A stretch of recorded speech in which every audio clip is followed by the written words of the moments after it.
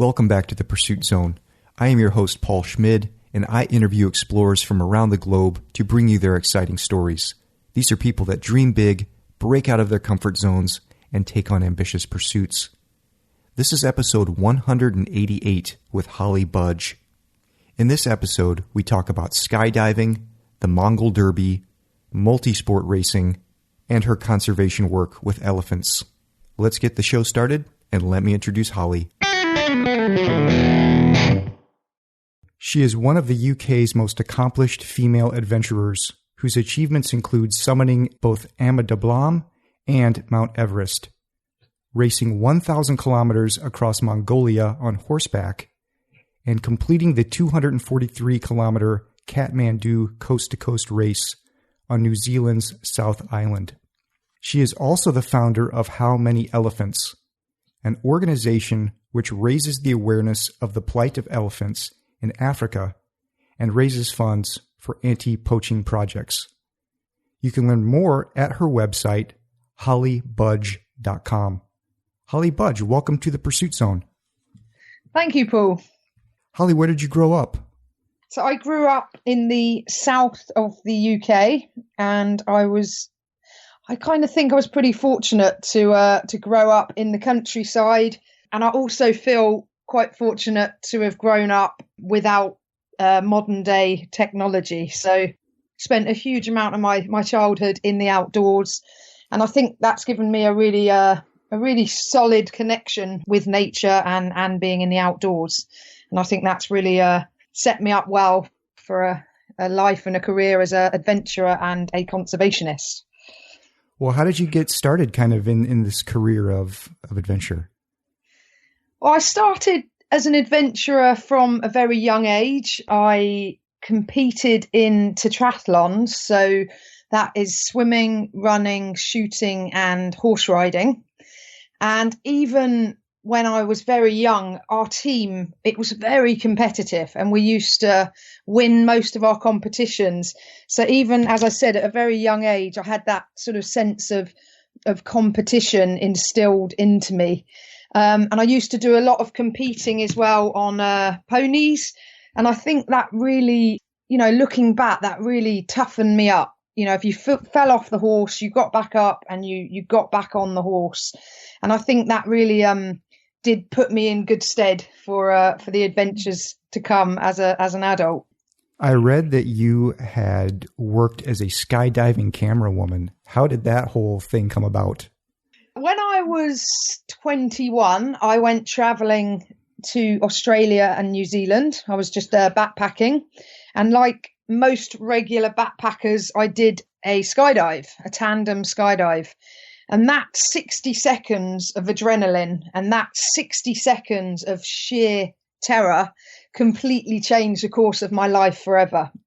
I not only wanted to go straight back up and do it all over again, I was absolutely blown away that people were getting paid to jump out of aeroplanes every day of the year. And this was something my careers advisor at school hadn't mentioned to me. So I decided there and then that's what I want to do. I want to work as a skydiving camera woman. So I had this rather far-fetched goal. I came back to the UK. I was working in London at the time as a graphic designer. And I saved up enough money to go back to New Zealand, put myself through my skydiving training. And several months later, quite a few months later, I actually did get my dream job, and I was getting paid to jump out of aeroplanes up to 10 times a day, every day. On reflection, I like to call this the boldness of youth, because I didn't overthink it. I didn't know anyone in New Zealand. I didn't know anything about skydiving, and I didn't know anything about filming, but none of that mattered because I knew I could have a go at learning those skills. And that's exactly what I did. So when I got my dream job, it gave me this huge self-belief and this confidence that I could have a go at whatever I put my mind to. So that's how that came about. How long did you do the job for? That went on for several years, and it was just a magical time in my life. The people that I met during that time are still very good friends today, 20 years later. It was a really magical time, and the sort of positivity of the people that I was hanging out with, it really inspired me and made me realize that anything is possible if you just have a go. So I think they were just brilliant people for me to be immersed with at that time. That led on to becoming the first woman to skydive Everest. Sorry, I don't want to jump ahead of your questions, Paul. No, that's okay. Go ahead with your thoughts. Yeah, so when I heard about this expedition, it was a world first. And when I heard about this, I thought, as a skydiver, this is just an opportunity that I don't want to miss out on, skydiving next to the world's highest mountain, Mount Everest. So I rang up the organizer, and it quickly became apparent that there were no other women signed up on this trip. So I knew that was my hook for getting sponsors on board, that I would pitch it to them that I'd become the first woman to skydive Everest. And it wasn't easy. It never is. It's never easy getting sponsors on board. But I did manage to do it. And it was a huge amount of money. It was £24,000 that I had to raise. And so the organizer said to me, "Great, can we count you on board, Holly? Are you going to be part of the team?" And I said, "Yes, absolutely, count me on board." I didn't have the £24,000, but I knew that I would give it everything to try and get that money sponsored. And I achieved that. So when I arrived in Nepal, the plane that we flew up to 29,500 feet in a small aircraft that had never flown to that altitude before. So that was also a first and an unknown element of the expedition. And then I free-falled for 1 minute. I pulled my parachute at 18,000 feet and I landed at 12,500 feet, which was the highest civilian landing area at that time. Now, if none of that means anything, just to put that in perspective, when I was working in New Zealand as a camera woman, we were jumping out of an aeroplane at 12,000 feet. And on this trip, I was landing my parachute at 12,500 feet. So my parachute was about 3 times the size of my normal chute to account for the thinner air and the higher altitude. And it was a really incredible experience, but what actually happened, nothing could have prepared me for. When we were at 29,500 feet, the door opened, my cameraman climbed out, and I was giving my count, ready, set. And the next thing, my cameraman's hand is on my shoulder, trying to push me back into the plane. And unbeknown to me, the pilot had held up the stop sign, said, "Don't let the jumpers out." But it was too late. I had too much momentum on my go, and I actually fell out of the plane. And I couldn't believe it. And the reason the pilot held up the stop sign was because it was almost complete cloud cover. We had no visuals on the ground below. Now, when you're at these sort of altitudes, the weather changes in a heartbeat. So the minute that you see clouds rolling up the valley, quite often within a few minutes, you're totally engulfed in these clouds. So unfortunately, I realised when I'd fallen out of the plane that it wasn't the best situation to be in. And people say, was skydiving Everest the most incredible skydive ever? No, it was absolutely terrifying at that point in time because I had no idea where the landing area was. And there was very few other options to make a safe landing because of the mountainous terrain. So when I came through the clouds, I was really hell bent on finding this disused runway, and I decided to take my oxygen mask off because it was obscuring my vision. And I think that's a point worthy of making, Paul, is when you are skydiving on your own, even from the day that you begin to skydive as a beginner and then move on to be a more experienced skydiver, you're completely on your own. You don't have, any way of communicating with other people. So you really do have to back yourself to make good decisions and totally believe in the decisions that you are making. So with the oxygen mask, I decided to take that off. As I said, it was obscuring my vision. And I did actually make it back to the landing area. So I felt incredibly fortunate for that, because about 3 minutes later, it was complete whiteout. The clouds had really rolled in and you couldn't see 2 or 3 meters in front of you. So about 3 days later, the same thing happened with a different group of skydivers that went up. And unfortunately for them, the pilot said, don't let them out. And they'd already gotten out, and their cloud went all the way to the ground for them. And so one girl broke her back or her femur, and another guy landed in a yak farm. So it was I did feel fortunate walking away from that jump. It's a very extreme environment to be skydiving in. Yeah. Were you the only one that fell out of the plane, or did your cameraman go with you?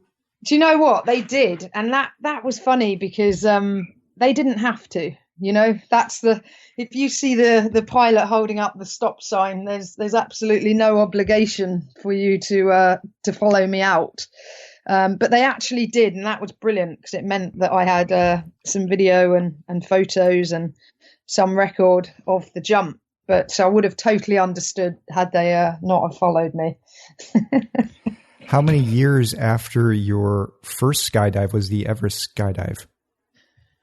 So let me have a think. So the Everest skydive was in 2008, and I learned to skydive in 1999. You mentioned that 60 seconds of sheer terror. Is that while you're falling, or is it just before you're about ready to jump out of the plane? Do you know, that is a really good question, because I think the scariest part, especially when you do, that first tandem, and it's just such an assault on all your senses, going up in a small aircraft, knowing that you're not going to be going back down and landing in that aircraft. So I think that the journey up in the plane is definitely pretty scary. And then I remember being in free fall, and it is such an assault on the senses, free fall, that you're just trying to take it all in, but before you know it, the parachute's been pulled and you're under canopy, feeling pretty happy to still be alive. But the more you do it, Paul, we were jumping, as I said, 10 times a day, every day, and you get very relaxed with it, and that's not necessarily a good thing. Skydiving can sort of bite you in the bum if you get too blasé with it, but you definitely can train your mind to have a different relationship with fear. When I did my first bungee jump, I was absolutely terrified, because I think with bungee jumping, you're so much closer to the ground and you really do get that ground rush feeling. But with skydiving, it's more of a floaty feeling, and you're so much further away from the ground. But I did remember thinking, how are these cameramen looking so relaxed? Some of them were just almost looked like they were having a sleep for the half an hour or so that it took to climb up to altitude. And that, I just thought, how on earth can you be that relaxed? But, a year or later, whenever I was employed, that was me. There's something quite amazing about how much more comfortable you can get with things when you're doing it all the time. 2008 was the Everest skydive, and then I think it was a year later that the Mongol Derby happened. That's right. I've heard of the Mongol Derby before, but I think you were at the very first one. Is that correct? Yes. Yeah, that is correct. It's quite a common thing, the post-adventure blues. So when you've done a really big adventure and you've put a lot of your time and energy into training and preparing for it and finding sponsors, etc., it can feel when you get home like, a bit of an anticlimax. What am I going to do now? And I was quite fortunate, because about 2 weeks after I got home from Skydive Everest, I got a phone call saying, "Hi, Holly, would you like to take part in another world first adventure?" And I said, "Yes, what is it?" And they said, "It's a 1,000-kilometer horse race across Mongolia, riding semi-wild horses." And I said, absolutely, definitely count me in. So the momentum had already started by getting one world record under my belt as the first woman to skydive Everest. And then that was an incredible race, the Mongol Derby. It was very raw, excuse the pun. It was total freedom. Like, Mongolia is one of the world's last great wildernesses, and wherever you can see, you can go. And that was both a good thing and a bad thing in this race. But it was just total freedom. It was just an incredible way to see the country on horseback. It took me 9 days. Yeah, I rode a total of 25 horses. Now, when they contacted you, did they know you had a background in horseback riding? I'm not sure. The reason I say that is because I didn't ask them that, so I don't know the answer to that. But some of the people on this race had learnt to ride especially for this race. And that that was pretty hardcore for those guys. I think when you've ridden horses and ponies from a very, very young age, I'm really finding this, and to not jump ahead, but I've just learned how to kayak, and I've found that this balance it's really built in. Like, if you do anything, I think from a really young age, it's muscle memory, and you're just, certainly the balance from riding horses is translated really well into other sports. So yeah, I don't know if they knew, but I'm sure they'd done a bit of background on who they invited into this race. So do they test you at all on your skills on horseback before the race? No, not at all. No. So you literally do turn up, and yeah. It sounds crazy when you say it like that, but no, I didn't have to do any test of any sort. So you were sponsored back at the first one. I just looked online at the entry fee for the current race, and I don't remember exactly, but it's around $14,000. Yeah. It's not cheap. Yeah. So you were sponsored for that one as well?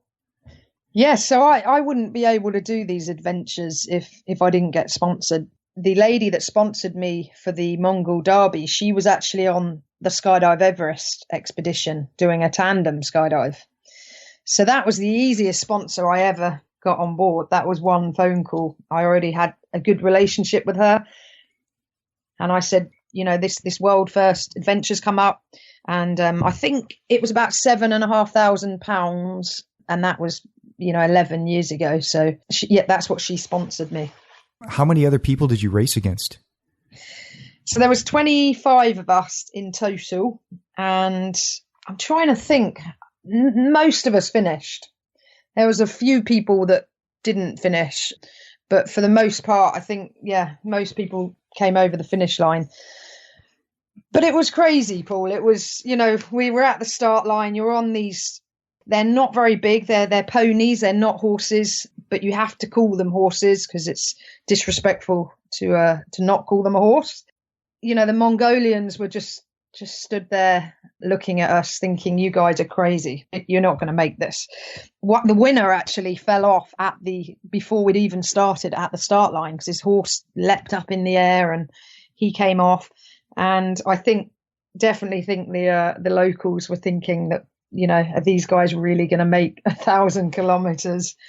And we were very heavy laden. Like I had 10 kilos of equipment on me in saddlebags because they'd told us, at the beginning, make sure you're prepared, totally independent. You've got food, you've got your stove, you've got tent, sleeping bag, etc. But the reality is I didn't actually need any of that stuff. I stayed with locals. I ate with locals.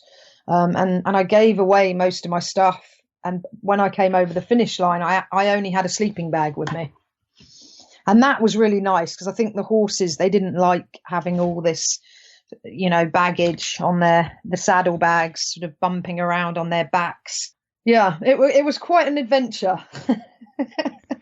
So I want to ask you about, what happens at the end of each day. But before that, I want to go back and ask, because I'm not very knowledgeable about the world of horses, but what's the difference between a horse and a pony? So a pony is 14.2 hands high and below, and a horse is anything over 14.2. So it's a height thing. Can you say that again? Would you 14.2 what? I missed what you said. 14.2 hands high. So you measure horses by how many hands high they are. And that's, as far as I know, that's a global measuring system for horses and ponies. So ponies are 14.2 hands high and below, and horses are 14.2 hands high and above. Okay. I've never heard of it. I'm going to have to do some more research. They must have gone through some rules and regulations with you and told you what kind of kit you're supposed to have. And then you take off on day one. And do you go through any checkpoints during the day? Yep. So, I mean, you have to obviously understand as well, this was the first year this had run. So this was a very pioneering expedition. So I'm sure nowadays, because it runs every year now, the Mongol Derby, and I'm sure nowadays it's pretty slick. It's probably a very well-oiled machine now, but this was the first year. So there were checkpoints every 40 kilometers or so, and at each checkpoint was a line of horses that had been tested out by vets. These horses, they're very hardy. They live in the mountains for up to 7 months of the year, fending for themselves because of the freezing temperatures. So they are really, really tough animals. And I was quite shocked when I first got to Mongolia that there was literally dead animals everywhere out on the steppe. And it really does bring it home to you that it's survival of the fittest out there. But this race was the first time a team of Mongolian vets had worked with a team of Western vets, and it was quite something to see because they were both coming at it from very, very different directions. So in Mongolia, if there's anything wrong with the horses, they slit their noses and believe that anything bad will bleed out of them. And I'm not sure if that works. Maybe it does, but certainly some of the horses that we saw that had their noses slit were, not alive the following day. It's quite incredible out there to see that you see these young children and they go off into the mountains and they come back with a string of 20 or so horses, just with the one child on horseback leading a string of these horses. And these guys, they're born on horses. They are such incredible natural horsemen. It was it's quite something to see the way that they were with their horses and the way they treat them and everything else. Throughout the day, because my understanding is you're limited to how much distance you can ride on a single horse before you have to switch. That's right. So about 40 kilometers per horse. So when you got to a checkpoint, you gave back your horse, and then that got transported back the 40 kilometers to where you started with that horse, and that went back to whoever owned that horse. So you can imagine everyone wanted us to ride their horses. So there were lots of people at the checkpoints, and a lot of the word got across Mongolia very quickly that we were doing this race. And for every horse that we rode, it paid for a year's worth of schooling for a child in the family that owned that horse. So, it was a fantastic atmosphere at some of these checkpoints. But I actually learnt the word for crazy horse in Mongolian, for racehorse. So, because I had quite a few slow horses to start off with. And then I started getting some really crazy horses who just wanted to gallop. And I think my fastest 40-kilometer stretch was about 2.25 hours. Every horse definitely had its own personality. Pretty crazy. So it's 1,000 kilometers. I think you said 9 days to complete. Yep. So that is... So about 3 checkpoints a day was what we were averaging. So it was about 13 hours a day in the saddle. So it was pretty hard going. It was quite a lot on the legs. And then is there are you able to ride 24 hours a day if you wanted to, or is there limits to... Yeah, there were 2 rules to this race. One, you couldn't ride at night. So we weren't allowed to ride after 8:30 in the evening or before, I think it was 5:30 in the morning, because that it was too dangerous, the terrain to be riding in the dark. And the other rule was you weren't allowed to ride one horse more than one checkpoint. You couldn't do 80 Ks on one of these horses. So, but they were the only two rules. Apart from that, it was total freedom. You could, over there's no boundaries, there's no fences, there's no gates. Wherever your eye can see, you can go, which is both a good thing and a bad thing. It was a GPS race, so we had no topographical information on the landscape. So, on the GPS, it's A to B with a straight line between the two. What could possibly go wrong? One night, I was riding with another girl, South African girl, and we actually got stuck in the mountains and we lost the horses, and we hadn't had water for about 14 hours by the time we actually reunited with the horses. And that really put us out of the race. But that wasn't a bad thing, because what I came to realize with this race was there was no prize for winning this race.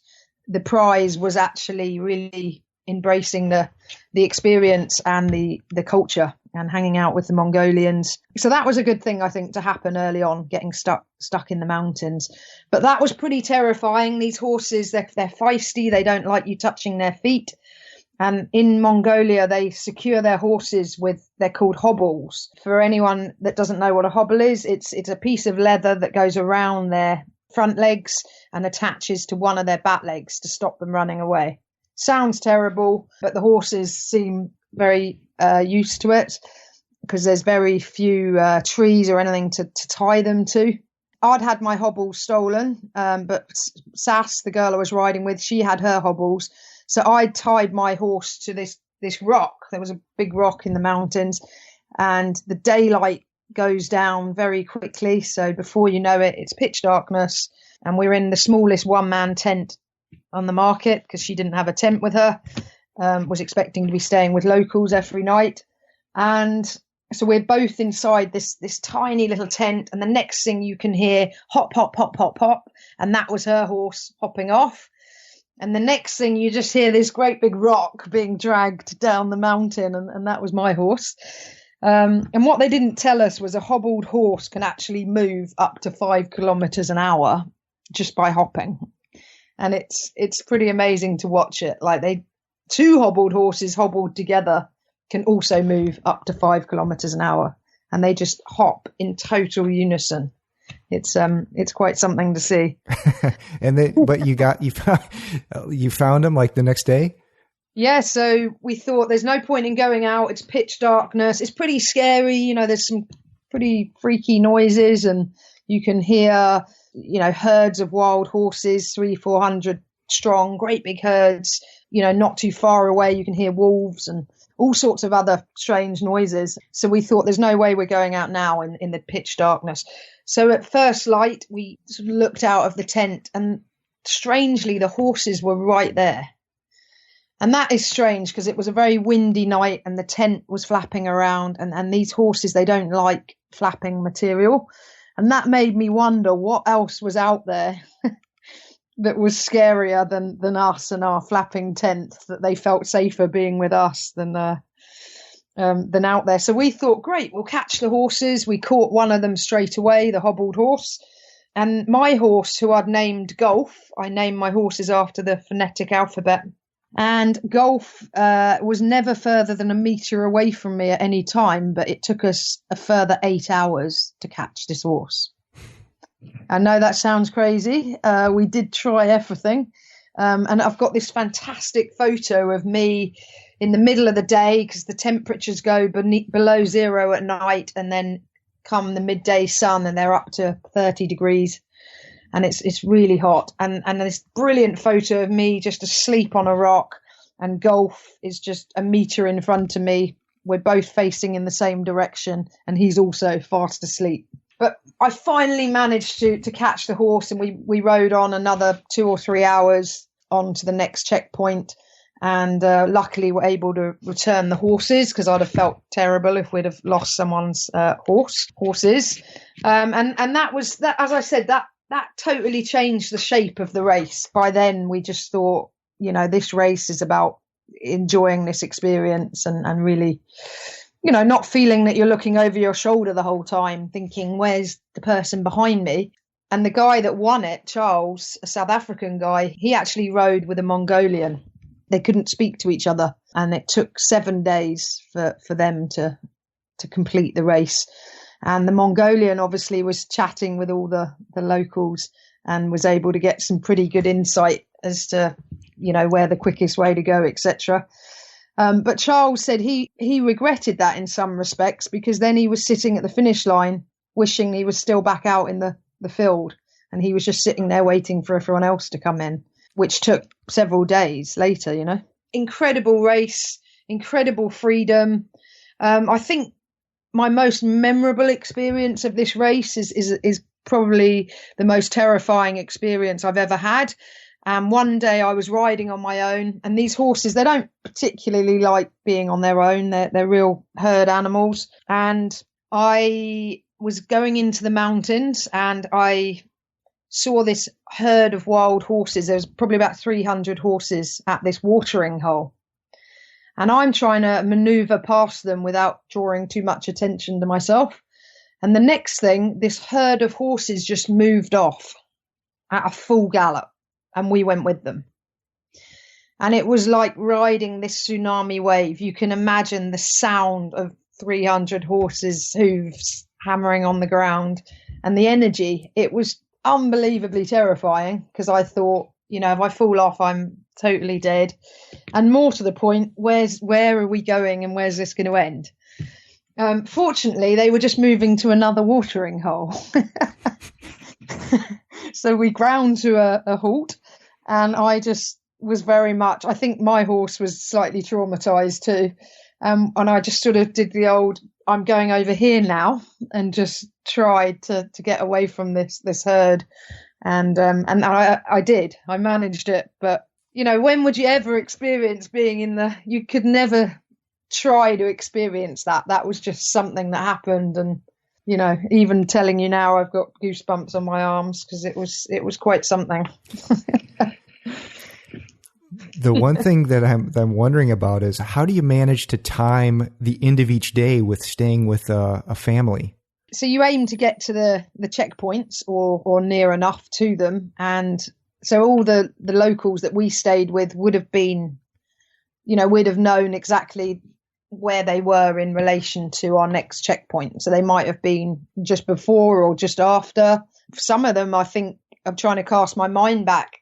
They might have been, in the middle of a checkpoint. It didn't really matter, to be honest, Paul, because the field was so spread out over several days, 25 competitors.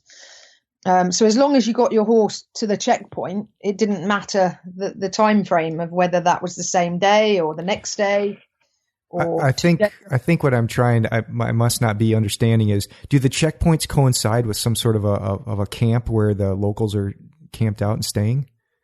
No. The checkpoints, when I say a checkpoint, it's very basic. It's 2 poles in the ground with a rope between the 2 poles, and then a load of horses are at the checkpoints ready for us to choose our next steed. So they were very makeshift checkpoints. So any of the families that were near to them or whatever, they, that was their home. They hadn't sort of pitched up a camp especially for us. This very much coincided with their homes. Well, let's move the discussion to the coast to coast race. Yeah. Now, this is a 1-day race. Is that correct? That is correct, but there's 2 categories in this race. So it's called the longest day, and that's the 1-day race. And then there's the 2-day competition. So I did the 2-day. Oh, you did the 2-day. Okay. So yeah. I was just going to say, that's a long way to travel to do a 1-day race. Do the guys that do the 1-day, a lot of them are professional athletes. The winner this year, so the race is 243 kilometres from one side of New Zealand to the other. So you start on the west coast of the South Island, and then you finish in Christchurch on the New Brighton beach.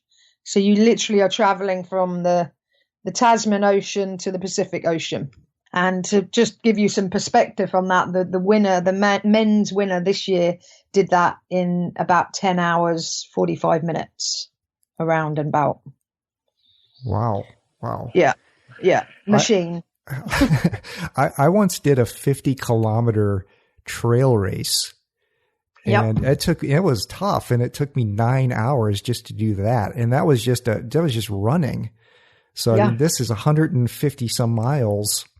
151 miles. Yeah. And so you start off on the Tasman Ocean, and you do a 2-kilometer run to your bike, and then you jump on your bike and you cycle for 55 kilometers, and then you do a 33-kilometer mountain run. So it's completely off-road on like ankle-breaking rocks. And then in the one day, they would then carry on and do a 15-kilometer cycle to get to their kayak, and then they'd kayak 70 kilometers down the Waimakariri Gorge, and then 70 kilometers cycling to the finish line. But for me, as a 2-day, we camped after the run. So you do your big cycle and your big run, then you camp out for the night. So you have a bit of a rest, and then the following morning you start with your 15K cycle onto the kayak, and then onto the final cycle. So they're big days. And in some ways, if you have the fitness and you have the mental aptitude for it, people have said in some respects the one day is easier because you're in the zone, the adrenaline is pumping, and stopping for that night and camping, it's really hard to get going again the next day, you can imagine. Right. And so, Holly, just to back up, I mean, why this race? How did you hear about it, and why did you want to go down and do it? Just follow on from my skydiving story earlier. When I became a camerawoman in New Zealand, I met my husband. So that was 20 years ago. So he's a helicopter pilot. He's from New Zealand. He's a Kiwi. And he recently got a job flying helicopters in Franz Josef, which is it's a glacier on the west coast of the South Island. It's an absolutely stunning place. It's in the middle of the Southern Alps. It's incredibly remote and wild. Just to get to the nearest supermarket is a 4-hour round trip drive. So that just gives you a sense of how incredibly remote it is. And I needed a challenge. I said to my husband, I'm happy to be here, but I need a goal to work towards and to get me in the outdoors and get me training. And this race, the coast to coast, the Kathmandu coast to coast, it's an iconic race. It's very much a part of New Zealand culture. Everyone knows in New Zealand about this race. And it's tough. It's a really challenging race, especially for me, because I'd never done anything like this before. This was completely stepping out of my comfort zone. My background is more skydiving and mountaineering. So for me, I had to learn to kayak, especially for this race. And I'd never ridden a road bike before. So that was a whole different thing for me as well, actually clipping in and, just having that set up as opposed to a mountain bike. And I'm not really a runner either. So I really was stepping out of my comfort zone to do this race. So I did it on my own. I did it as a solo competitor, because you can do it as a team. And then I had a phone call from Kathmandu, the guys who sponsor it, and they said, would you like to be an ambassador for this race? And that was brilliant, because they paid for all my entry fee, which was $1,000. And I did a lot of PR and media and was producing lots of content for them. So that gave me another focus as well, which was good. But I think, Paul, the best thing for me about doing this race is the community that surrounds it and the like-minded people that I met, because I really wanted to break into the New Zealand adventure scene, and I didn't really know anyone out there in these fields. So it was brilliant. I just met loads of really cool people, and it's become quite addictive. I've actually signed up for it again next year. I must be. And it sells out within a week. This is how popular this race is. 2,000 competitors, and 1 week from when they open the entry process up, it fills up within 7 days. I noticed that. I went to the website to look around, and I know what you mean about the excitement of the people at these races and stuff. Even when you just go to like your local 10K race or a 25K race or whatever, it's just that energy of all the people, the like-minded people that are there. It's so great. Yeah, I really love that part of it. I found myself really feeding off that energy, and the last cycle when you've done the big kayak and your legs are like jelly and you're literally pulled out of your kayak and you can't even hardly walk, and then you get on your bike and have to do that last 70-kilometer cycle, and it's on a completely flat road, and it's quite a boring road. Like it just goes on. Most of that cycle is on this flat road, and I just paired up with this girl, and we then about 4 or 5 other people joined our bunch, and the camaraderie was just brilliant. We all started flagging a little bit, and everyone was just boosting everyone else up, and it was the fastest cycle I've ever done. I was averaging 31 kilometers an hour, so we were really moving.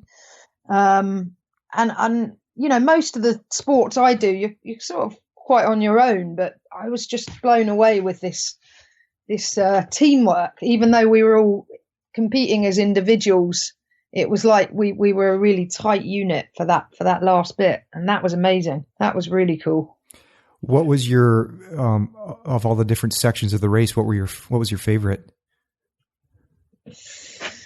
Yeah, that's a difficult question. Favorite is a well. Maybe let's take day one. What was the best part of day one? Okay, so day one was the run, and the run was terrifying for me. 33 kilometers, and I'd practiced over the mountain pass. It's called Goat Pass, and it's literally 33 kilometers where you're going up to this high point and back down the other side. And I'd kind of got my head around the Goat Pass. And then the day before the competition, the organisers said, sorry guys, the rivers are too high, because they were really pumping these rivers. We're going to have to go with the alternative run route. Now, the alternative run route was 8 kilometers of a very steep hill on tarmac.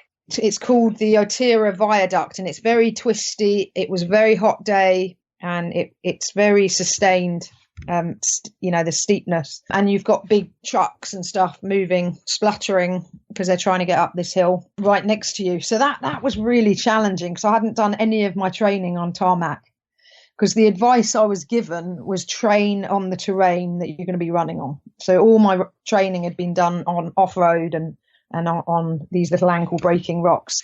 And that's where I was lucky, living in Franz Josef. I had this incredible playground just on my doorstep. So it was very easy to go and run up riverbeds and run up mountains and etc.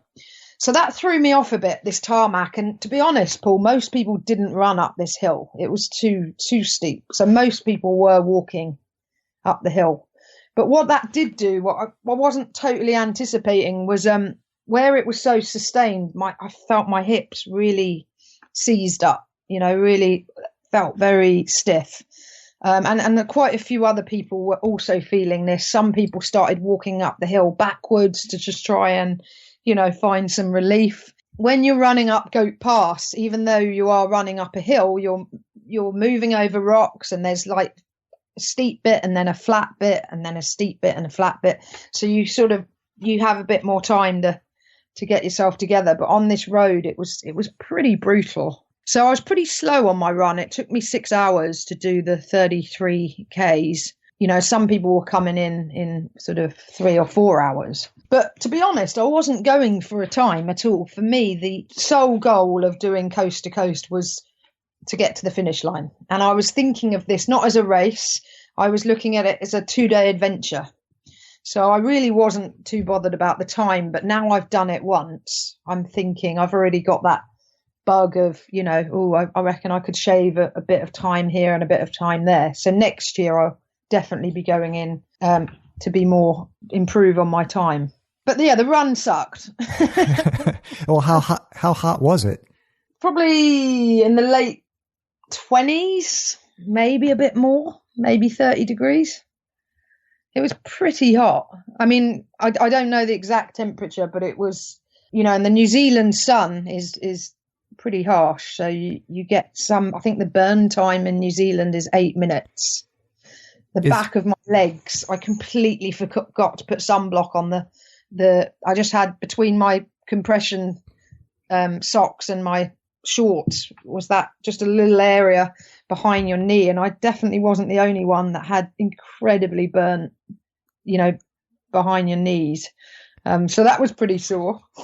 Because this takes place in February, is that correct? Yes, early February. So New Zealand summer. It was pretty warm, but then the next day when I was doing the kayaking and the cycling, we had a really pretty harsh rainstorm, and it was like hail. Really hurt. I was in the kayak and it was really sore on my face.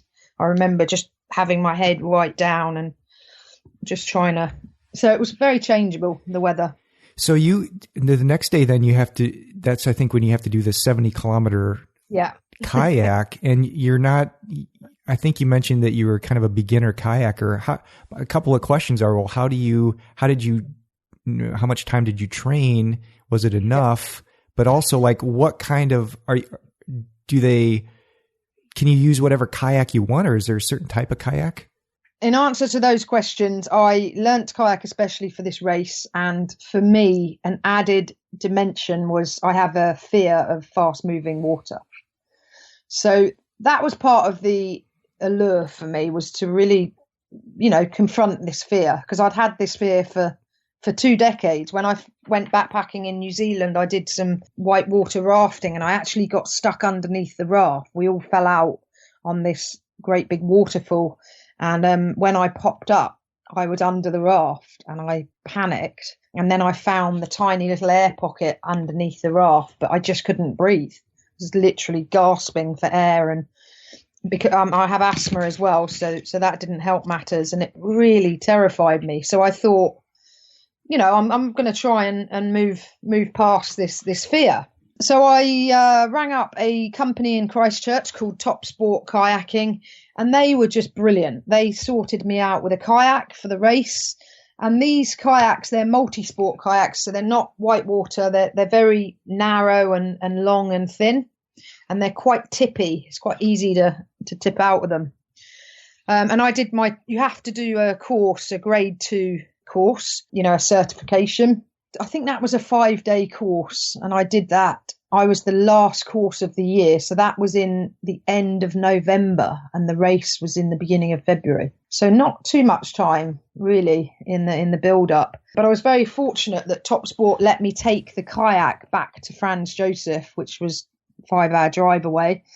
So I was able to not get on moving water, but I was able to get on the lake that was right next to my house. So I was doing laps of this lake just to build up my strength. Slowly but surely, I actually really did start to get my confidence up, because I was quite terrified in doing the grade 2. I think they thought, Holly Budge, an adventurer, she'll be invincible. And I was actually, I was pretty scared. But I didn't fall out of the multi-sport kayak. I never fell out until the race. So we had to do falling out drills where you made yourself fall out. So I obviously knew how to tow the kayak and hopefully not let go of your paddle. I was pretty nervous starting the kayaking stage. I think most people that are beginners to coast, the kayaking is definitely the Achilles heel. No doubt about it. So I set off. It was a very high water level. So there was a lot more water in this gorge than what I'd been used to. I'd practiced twice. I'd gone down the route. So I had an idea of what I was in for.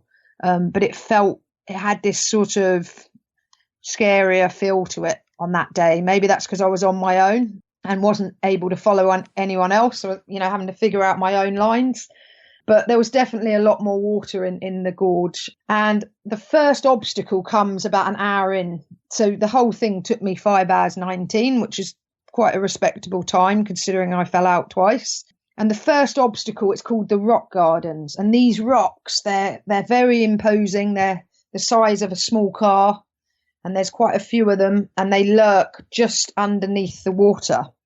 So you can imagine when there's low water in the gorge, it's also quite difficult, because then these great big rocks are popping out, you know.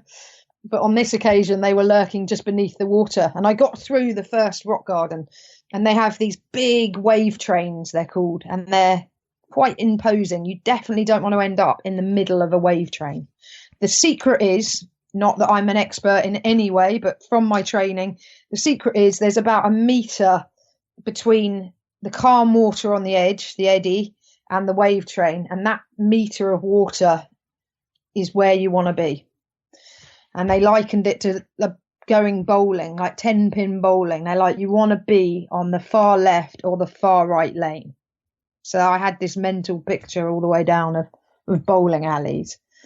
And I got through the first rock garden, and I literally was shouting, yeah, out loud, thinking, brilliant. And then I went through the second rock garden, and I didn't get on my right lane, and I ended up in the middle of one of these wave trains. And these waves are really big and imposing, and the water's coming from all directions, and it's really messy water, you know.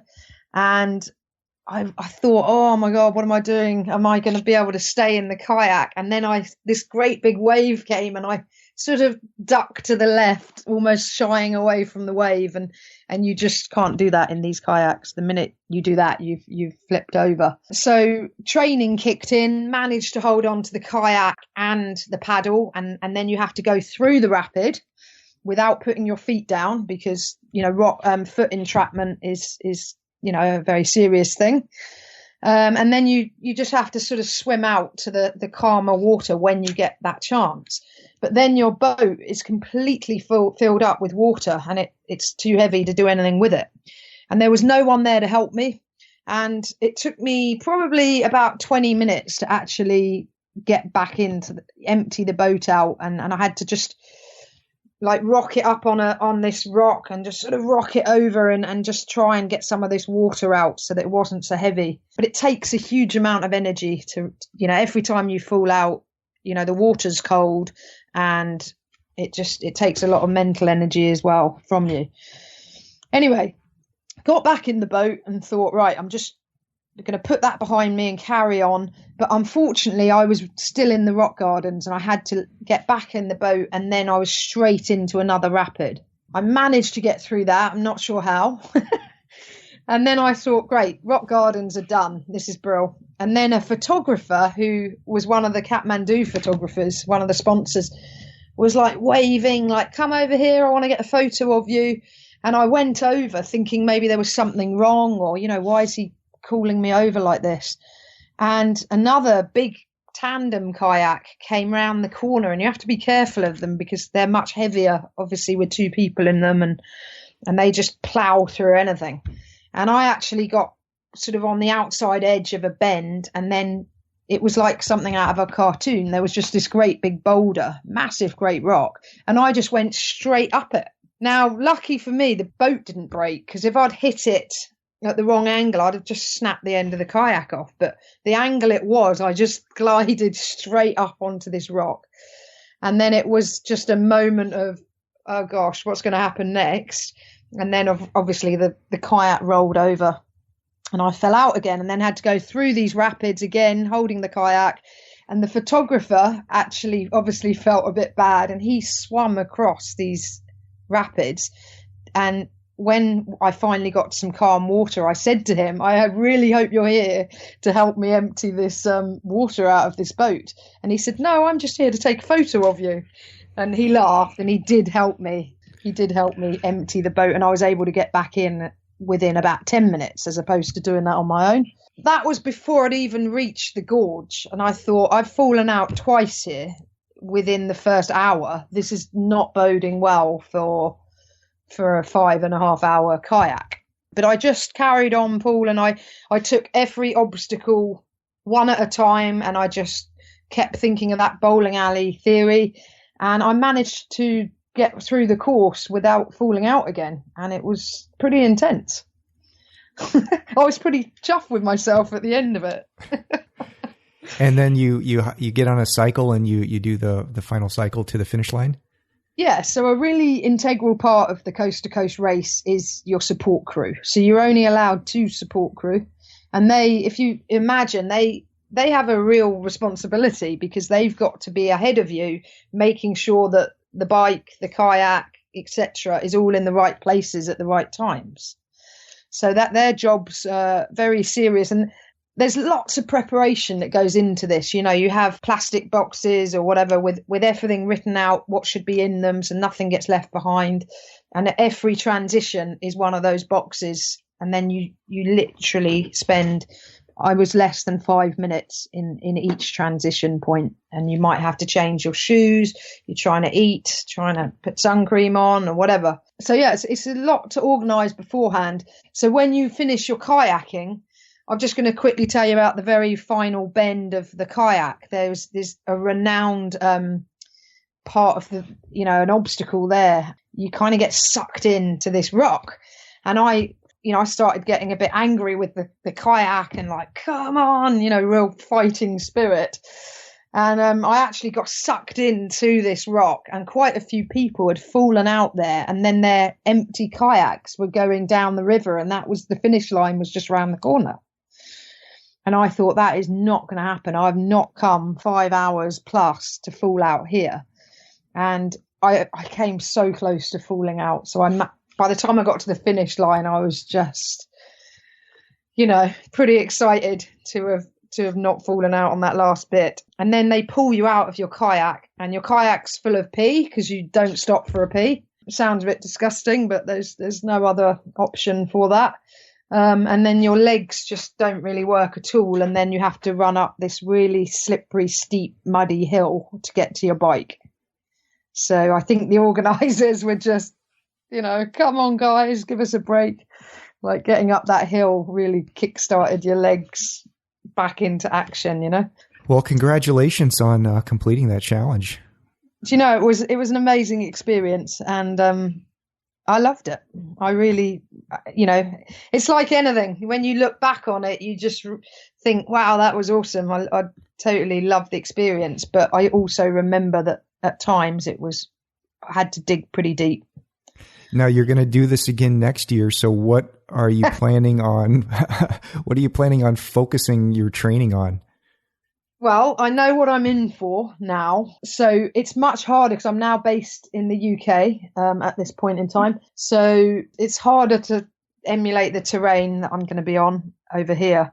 And the kayaking, I don't have a kayak anymore. So I need to figure that out and figure out how I'm going to get the kayaking training in. But I think it definitely helps when you know what you're in for. It takes away a lot of the unknown elements. But I also know that I've really, really got to put the training in. For the last 4 months leading up to Coast, I was training 3 hours a day for about 5 to 6 days a week. So I got pretty fit, but I'm thinking I'll start a bit earlier this time around. One of the things that I know that you're starting to get into doing some writing, you had an article for Wanderlust magazine. I was wondering if you wanted to speak about, the How Many Elephants organization. And also I'm curious to hear about, what it was like to be out there in Africa with those female rangers. Yeah. Wow. I mean, it was unbelievable. I'd been trying to get out to see these women. They're an all-female, fully armed anti-poaching team in Zimbabwe, and I've been trying to get to see them for about 2 years, but wasn't able to get access to them. So I felt pretty privileged when I actually finally did, and I went out on an overnight patrol with them. And I think I'm right in saying that I'm the first person that's actually been allowed out on patrol with them that's not a ranger. And we're on, you're in the middle of a war zone here. It's not an adventure. It went beyond the realms of adventure. It was real life. And we are in the middle of nowhere. They've all got, they're all armed. I'm not. And it really did bring it home to me that these women were my lifeline. Totally. There's not only wild beasts out there. There's also signs of poachers. It was crazy. Like it was an experience I will never ever forget. And I advocated the work of these women and another all-female team in South Africa called the Black Mambas. And I'm just a huge advocate of the work that these ladies are doing. They really are inspirational. Not only are they working on the front line of conservation, they're also very inspiring role models. They're educators. They go into the local schools and, interact with the children. They're real beacons of hope too. And I think what blew me away about these women is the pride with which they take their jobs very seriously, and the pride with which they wear their uniforms.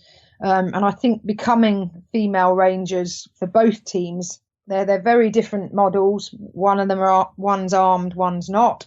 But the similarities I saw between these women is that becoming a female ranger has given them knowledge, it's given them skills, and it's given them hope. So I felt incredibly privileged to spend time with these ladies in the way that I did. Yeah, so How Many Elephants came about 7 years ago when I was studying for a master's in sustainable design. And I've worked with a material called vegetable ivory. It's a sustainable nut from a palm tree from the South American rainforests. And it's an incredible story all on its own, but it was its material similarity to elephant ivory that got me researching the African elephant crisis. And to be honest, Paul, I just haven't stopped. That was 7 years ago. I got a very high distinction for my master's, and I'm not saying that from an arrogant viewpoint. I'm saying that I got so passionate about the work that I was doing. I just produced a lot of work for my masters and really raised the bar for those guys. It just expanded my mind beyond, skydiving and things like that. It's all good fun, but I wasn't really using the creative side of my brain as much as I wanted to be. So I went back and did a degree and then doing a master's, and it's just an incredibly passionate journey. So How Many Elephants is about using design as a powerful communication tool to bridge the gap between scientific data on one hand and human connection on the other. What do I mean by that? I mean, I show the poaching statistics for the African elephant crisis in a purely visual way. So I visualize the data. So I've got a traveling exhibition going around the world, and my exhibition showcases 35,000 elephants, the same elephant graphic repeated 35,000 times. Now, none of us can visualize 35,000 of anything. It's too big a number. But to actually see this data in this way is incredibly impactful.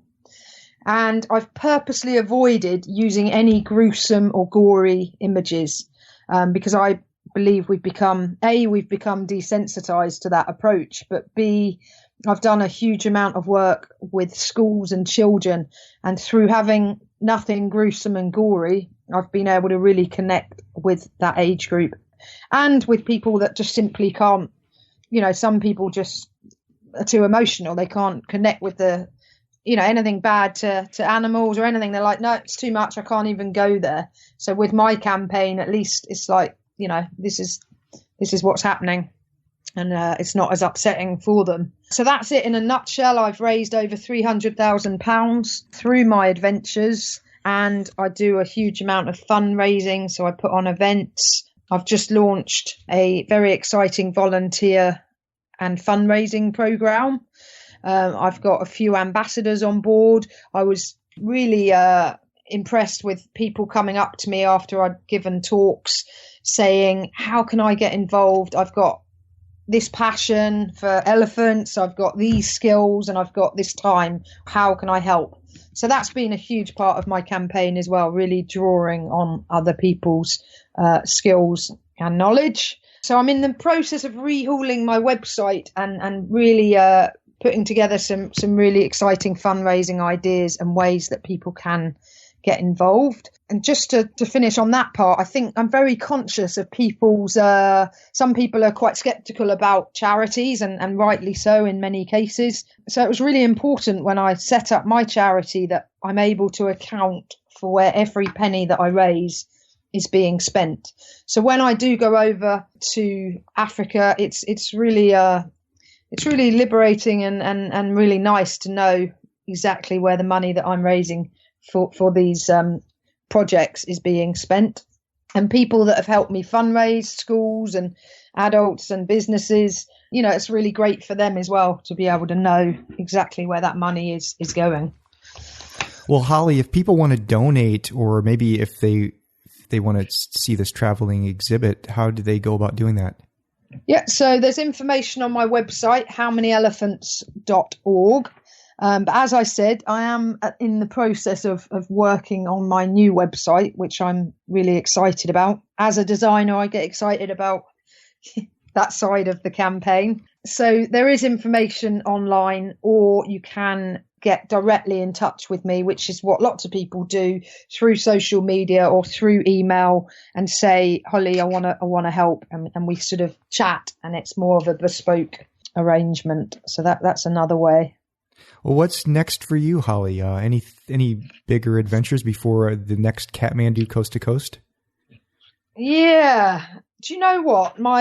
As I'm sure everyone is feeling the same at the moment, it's a little, I'm up in the air with what's happening this year, because I had a 6-week trip to China, taking my exhibition over there. So that's had to be postponed.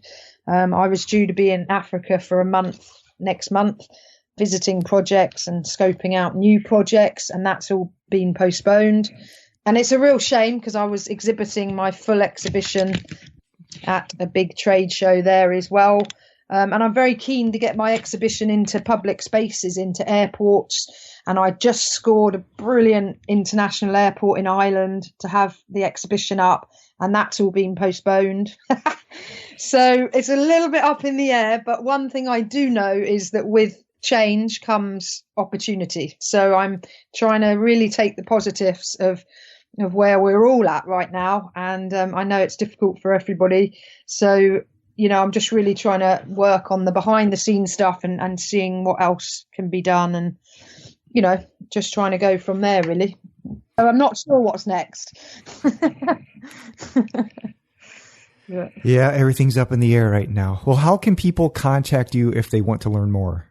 My email, probably the easiest email to get me on, is holly@hollybudge.com. So HOLLY@HOLLYBUDGE.com.